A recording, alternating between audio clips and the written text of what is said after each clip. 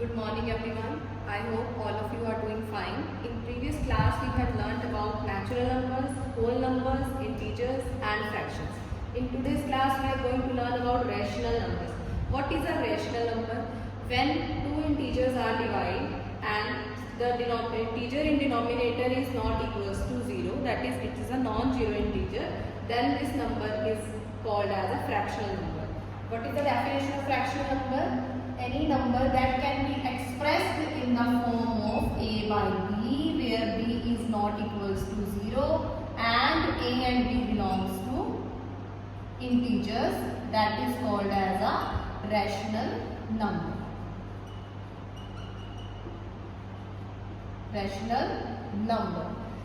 Every natural number is a rational number, because if we take 1, we can write 1 as 1 divided by 1. 1 is integer, 1 is also an integer. So every natural number is a rational number. Similarly, every whole number, for example, if we talk about 0, 1, 2, 3, they are whole numbers, right? I can write 3 as 3 by 1. So this is also a rational number. 0, when we will talk about 0, we have studied that b cannot be 0, but a can be 0. So if we will write 0 as in 0 by 2, 0 by 1, so these are also rational numbers, but no number can be divisible by 0. We cannot write, this will be not defined, okay? This will be not defined, because we cannot divide any number with 0. So after understanding about rational number, we conclude that every natural number is a rational number, every whole number is a rational number, every integer is a rational number provided not divided by 0, every fraction is a rational number provided not divided by 0. So first property is natural number is a rational number, second property is every whole number is a rational number, and third one is 0 is also a rational number.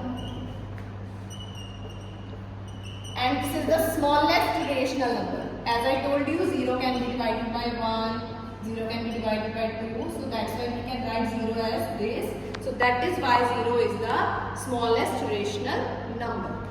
Moving on, we will understand about positive and negative rational numbers.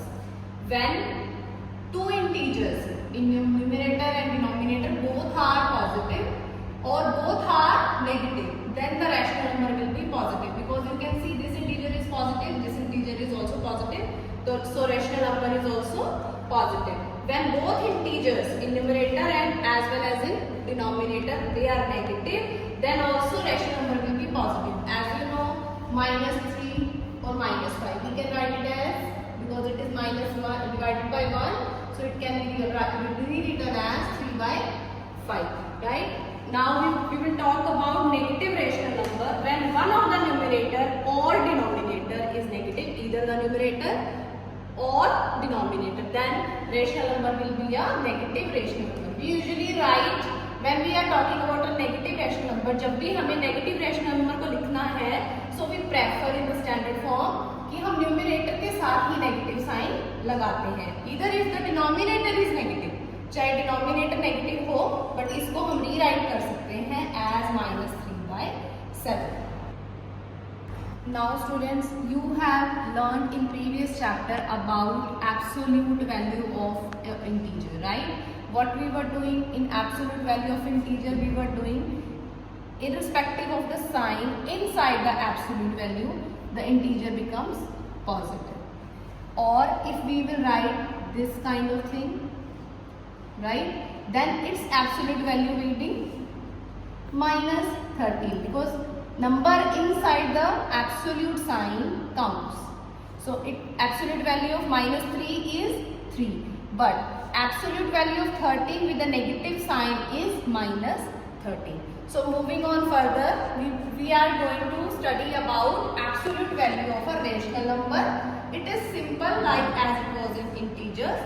3 by 5, absolute value of 3 by 5 will be absolute value of 3 divided by absolute value of 5. It will be 3 by 5, because they both are integers, right? Now, if we will find out absolute value of minus 6 by 7, what it will be? Absolute value of minus 6 and absolute value of 7, it will be equals to 6 by 7.